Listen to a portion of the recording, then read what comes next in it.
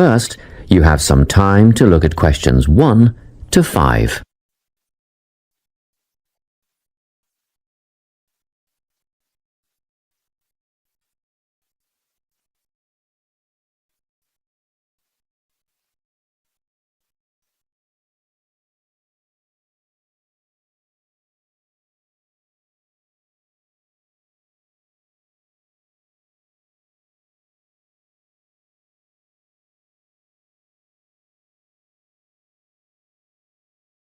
Now we shall begin. You should answer the questions as you listen, because you will not hear the recording a second time. Listen carefully and answer questions 1 to 5. Hello, Carolyn speaking. Hello, my name is Lincoln Faraday, and I'm ringing to see if you still have the bedroom furniture that you advertised for sale. Yes, there are 3 items left. 2 bedside tables and a dressing table. Oh, good. They're just the items I'm after. Tell me, what's the construction of the bedside tables? I mean, what are they made of? Well, they're a matching pair and they're made of wood. But the wood has been painted. It's not brown anymore. It's been painted cream. I see. Each table has a shelf and 2 drawers. Oh, and the drawers have square brass handles. Quite modern and quite nice, really. And what about the dimensions? Well, each table is 50 centimetres wide. That's good. Much bigger than that, and they wouldn't fit beside my bed. I live in an apartment where the bedrooms are quite small. What I really need to know is how tall they are. You see, my bed's quite high. 65 centimetres high and 45 centimetres deep. Thanks. Just a couple more questions about the bedside tables. What condition are they in and how much are they? They're in perfect condition. There isn't a mark on them. I had them painted professionally, you know, so the finish is much better than you'd normally expect. As for how much, I think £15 each would be fair, but I'll only sell them as a pair, so that's £30 all up. Before you hear the rest of the conversation, you have some time to look at questions 6 to 10.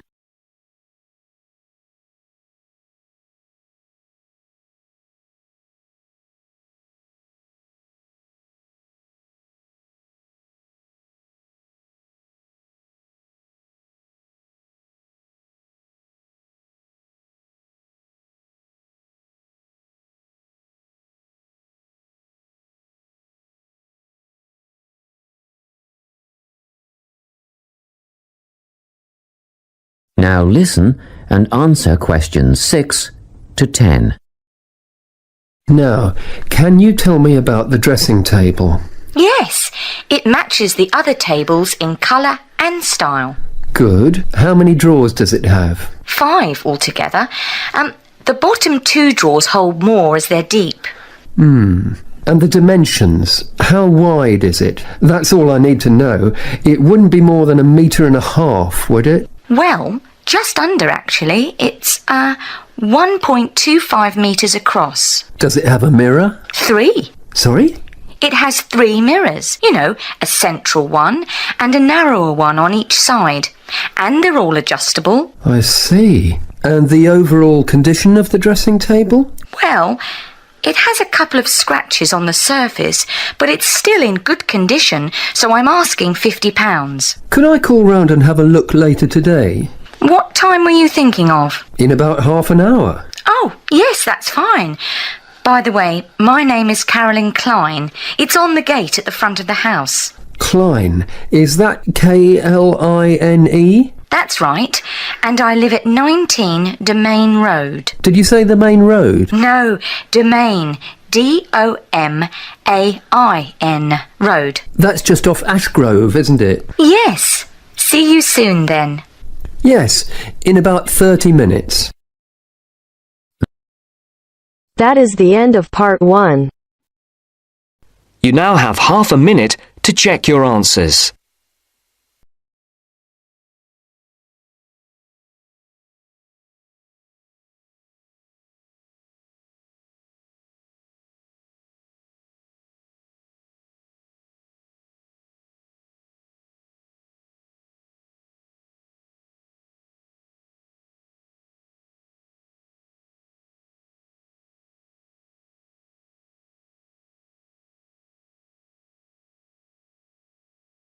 Now turns to part 2. Part 2. You are going to hear a conversation. First, you have some time to look at questions 11 to 17.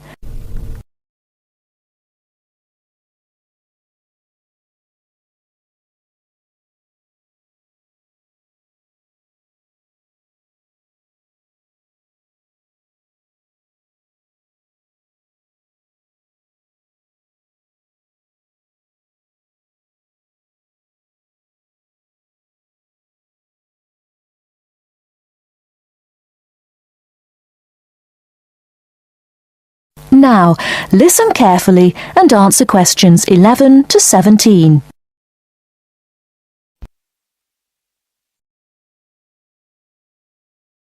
Rita speaking. What should I do for you?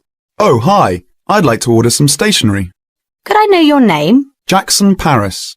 Right. Can I just confirm your account number and the name of your company, Jackson? Sure. The number is 692411. 692411. Right. And you're from Rainbow Computer? No, the company is Rainbow Communications. Oh, okay. I'll just fix that on the system. Communications. And what would you like to order, Jackson? Envelopes. We need a box of A4, that is, normal size envelopes. White, yellow or manila? We'll have the plain white, please, but the ones with the little windows. Okay, one box. A4, white. Just one box, was it? On second thoughts, make those 2 boxes. We go through heaps of envelopes. As a matter of interest, are they made from recycled paper? No, you can't get white recycled paper. The recycled ones are grey, and they're more expensive actually. Right, we'll stick to white then. Something else, Jackson? Yes, we need some coloured photocopy paper. What colours do you have? We've got purple, light blue, blue, light green, whatever you want pretty much. There are 500 sheets on the pack. Let me see. We're going to need a lot of blue paper for our new price lists. So can you give us 10 packs, please? Make sure it's the light blue, though. 10 packs of the light blue. Anything else that we can help you with? Let me think. What else do we need? I'm sure there was something else. Pens, paper clips, fax paper, computer supplies, office furniture. Oh, yes. We need floppy disks. Do you have those nice coloured ones? Yes, but they're a bit more expensive than the black ones. That's all right. I'm not paying anyway. Right, floppy disks. What about diaries next year? We've got them in stock already, and it's a good idea to order early. No, I think we're all right for diaries, but something we do need is one of those big wall calendars. You know, one that shows the whole year at a glance. Do you stock those? We certainly do. OK, can you include a wall calendar then, with the other stuff? Just make sure it's got the whole year on the one side. Sure. Before you hear the rest of the talk, you have some time to look at questions 18 to 20.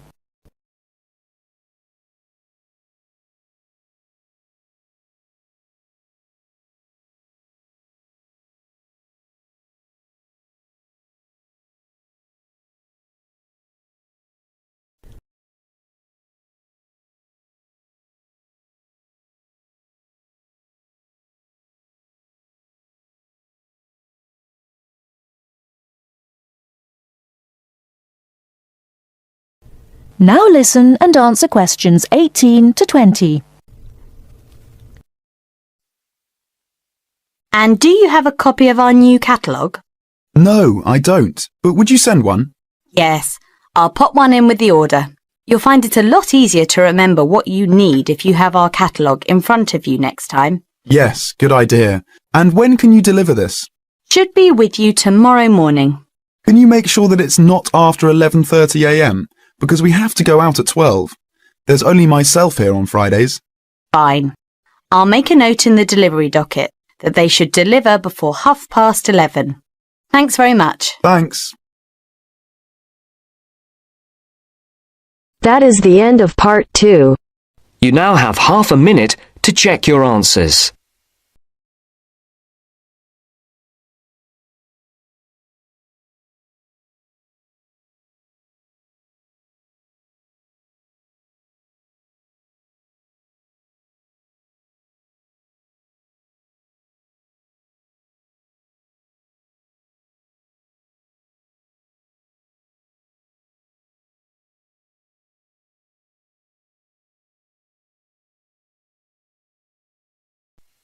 Now turns to Part 3.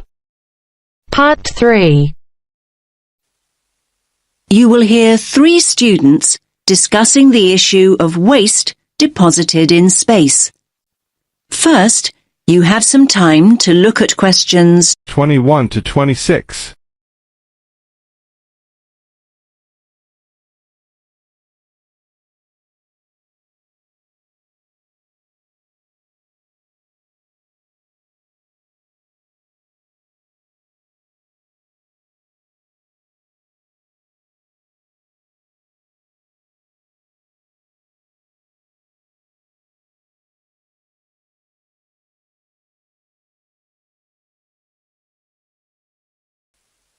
Listen carefully to the first part of the discussion and answer question 21 to 26. Hey, did you manage to go to the talk by Dr. Chadwick this morning, Andy? I was there. What happened to you, Sam? My bike had a puncture. Seriously. Anyway, Ruth, I bet you took some notes. Can you fill me in? Sure. It was all about space junk. Really interesting, actually. I mean, I knew about how much rubbish humans are dumping here on planet Earth, but I had no idea how much junk there is flying around in space. Did you know that there are literally millions of pieces of rubbish orbiting the Earth as we speak? Not until now, I didn't. They reckon that around 100 tons of very small objects, like mainly dust, drops on Earth every single day. Yes, that's what she said. I thought space junk was all man-made. I can't believe they know so accurately how much is actually out there. Do they track and monitor it all the time? Yeah, they do. According to the talk, there are nearly 25,000 objects, larger than 10 centimetres in diameter, now orbiting the Earth. And what does all this space junk consist of? Isn't it all discarded parts of rockets that were either broken or left behind after space missions, like Apollo and all those spacecraft from years ago? Well, yes, but not only that. All other kinds of debris that we've dumped in space too. Anything from dead satellites to loose metal screws. There are even tiny particles of paint and liquid coolant. So who is to blame for depositing all this rubbish? Where does it come from? Well, I knew you were going to ask me that, Sam, so hang on. You can take some of my notes if you like. Thanks a lot. That's really helpful. Here, look. Over a third, 37% to be exact, comes from Russia. But other countries are close behind. Another third, well, just under actually, 29% is from America, and then 28% is from China. Yes, but other countries, like India, are adding to the rubbish pile. And don't forget the European Space Agency also has spacecraft in orbit. That's true. We're talking serious space junk here. Pretty serious, I'd say. So come on, what do you think are the chances of something solid dropping from space onto our heads? Good question. Everyone asked that. Dr. Chadwick said at least one piece of junk falls to Earth every single day. But look at it this way. Earth is a pretty big place, so actually the statistical chances of being hit are extremely low. You now have some time to look at questions 27 to 30.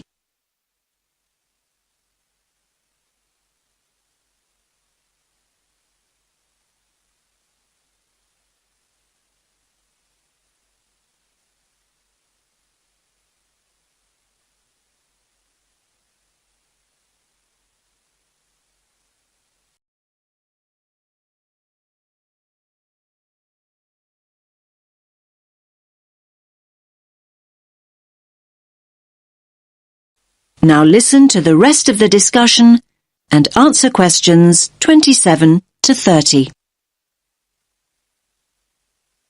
So are you saying I'm more likely to win the lottery? Well, just think about it. 2/3 of the Earth is ocean. That's true, but in time almost all these pieces of rubbish will fall to Earth because the object's orbit is decreased by its gravitational pull. But the good news is that they don't cause any serious damage. You know, they can't actually survive the heat generated on re-entry. They simply burn away. But that's not always the case. There are exceptions. Chunks of the United States UARS satellite recently fell into the Pacific Ocean. The UARS satellite? It was this 6-ton satellite launched by the Space Shuttle Discovery way back in 1991. So it had been up in space for 20 years, but stopped working in 2005. It weighed 5,700 kilos. And that's about the same as a double-decker bus, apparently. And, just check my notes. Here it is, yes. The largest of these great big chunks that fell into the sea weighed about 158 kilograms. Think of the weight of an adult gorilla, Sam, and you get the picture. A nice soft landing, then. Dr. Chadwick said, imagine a couple of washing machines tied together and travelling at 100 miles per hour, and you'll get an idea. Oh, and do you remember Skylab? That was another US space station, and it fell to Earth at least 3 decades ago, in 1979. It fell into the Indian Ocean and the deserts of Western Australia. According to what I wrote down, that particular space junk weighed 100 tons. And let's not forget Mir, the Russian space station. Mir weighed 135 tons, far, far larger than UARS, and it fell to Earth in 2001. It plunged straight into the South Pacific. All very interesting. Listen, I've got some junk of my own to sort out. My bike. That's the second puncture this week. Come on, I'll help you fix it. That is the end of part 3. You now have half a minute to check your answers.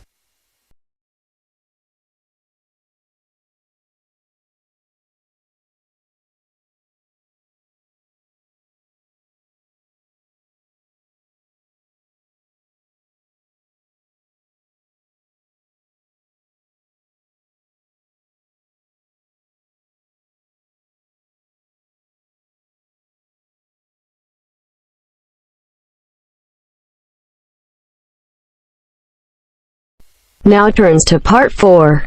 Part 4. You are going to listen to a student, Liz, giving a seminar presentation on advertising. First, you have some time to look at questions 31 to 40.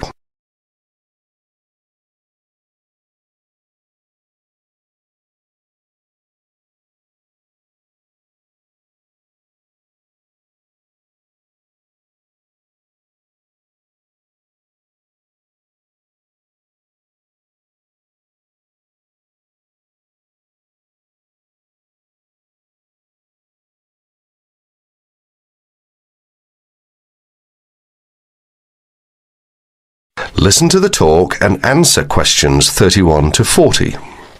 Today, Liz is going to give her presentation. Liz?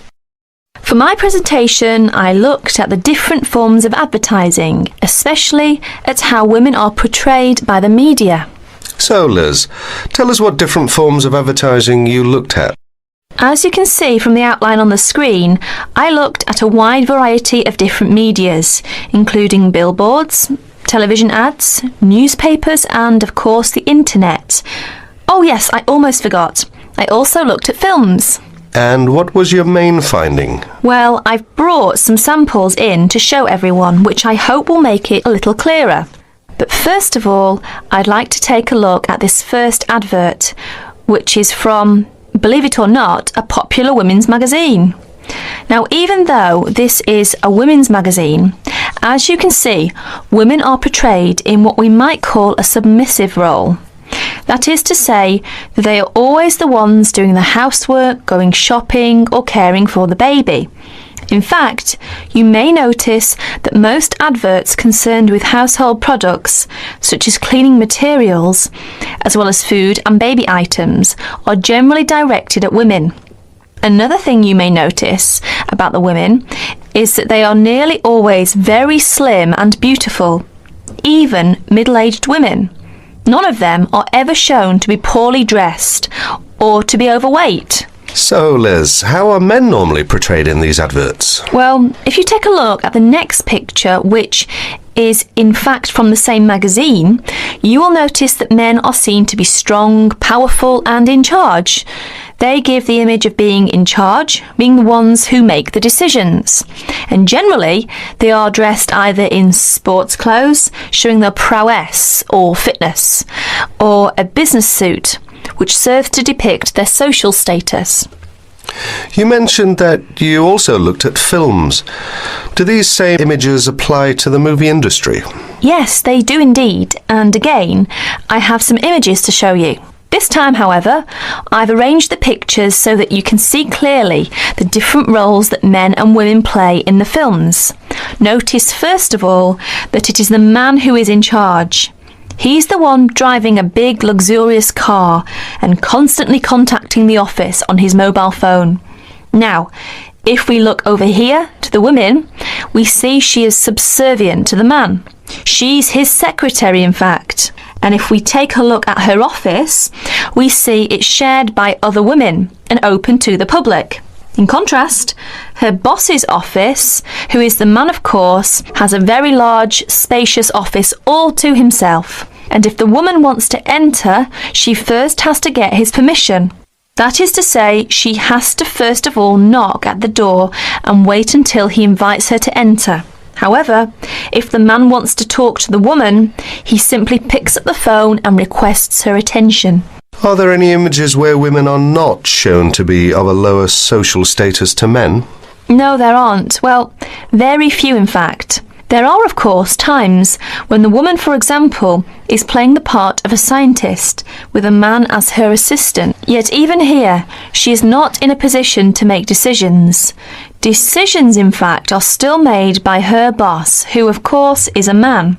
In other less extreme conditions, such as we can see here, the woman is playing the role of a housewife and mother, while her husband goes out to work to earn the money. In other words, the man is seen to have more control over the situation than the woman, who has to rely upon her husband for her livelihood. So, how far do you think this reflects real life? That's hard to say, because generally women do tend to do more housework and cooking than men. It is generally accepted that women are better able to care for children. But the problem is that we are told through the media that women are not as capable or as strong as men, that women are not as able as men to make important decisions. This, of course, is totally untrue. Many women are at least as capable as men at making decisions, more so in some cases. Are women ever seen in the media to be superior to men? Very rarely, in fact, and when they are seen to be better or faster or stronger than men, they are also seen to be a freak. You know, someone with superhuman powers. In other words, they are not seen to be an ordinary person like you or me. Why do you think that is? It's probably because if people know it's too ridiculous to be true, then they are not going to believe it. This way, it won't harm men's image. So, what's the internet like? In fact, I think the internet is probably the worst of all the media. I don't know why exactly, but I think it's probably because there is little or no control over the internet. Instead, the internet is seen as a type of no man's land, if you like. That is to say, it's not actually owned by one person or one company. Therefore, people are free to put whatever information on the internet they want. So, would you say that information on the internet should be censored? I think there should be some control over the internet, because some of the images are dangerous. Dangerous? Yes, indeed. For adults, I guess it's not such a big problem because mature people are able to decide for themselves what to believe and what not to believe. But children are a different matter. They accept information that is presented to them without questioning that information or considering the consequences of believing it. In other words, children believe what they see or what they are told. And how do other people feel about information on the internet? Actually, I carried out a survey to find out other people's opinions. As you can see from this chart, the majority of people over the age of 28 were in favour of restricting the information. It was only people under the age of 20 who really thought that information shouldn't be censored. In fact, only about 8% said that information on the internet should be restricted in some way. Well, thank you, Liz. That was a very interesting topic. And I'm sure that if any of you have any questions, Liz would be more than happy to answer them. That is the end of section 4. You now have half a minute to check your answers.